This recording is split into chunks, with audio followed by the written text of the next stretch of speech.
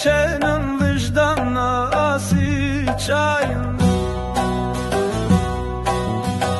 Halkı aldap giren, yalan devlet kuran, sakavlaşıp duranın diline bir sıçayım.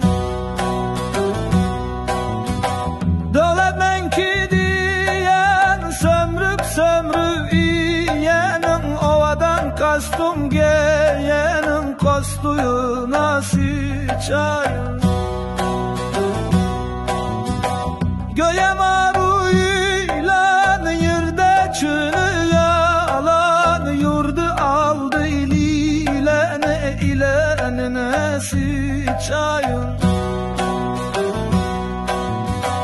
Kanunu terse çövre, ne yarı pula yuğranın, şu meydi doğranın mazarına sıçayım.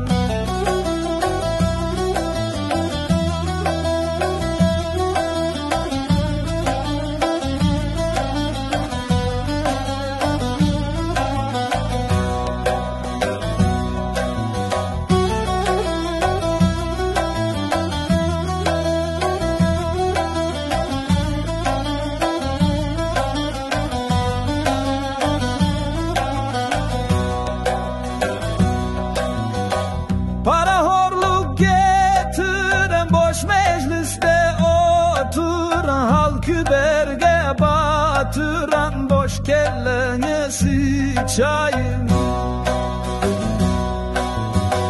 Dünya yüzün güldüren, saza kelle aldıran, ogurluk sazı çaldıran, gitarına sıçayım.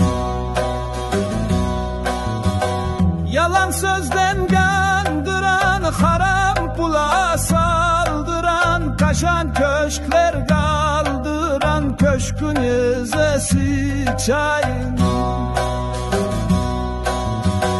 Hakikatı pozan, kalbarzanı yazan, pogonlu peli azanın pogonuna sıçayım.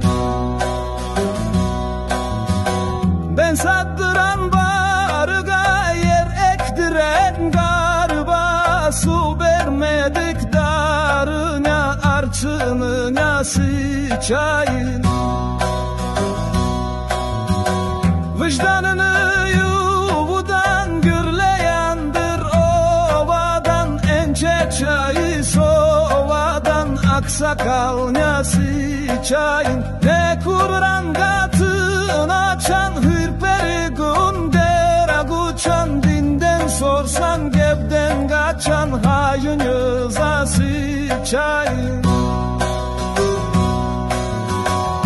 Harpına şermende, voleybol oynar günde, müdamer gözleginde, bayınıza sıçayım.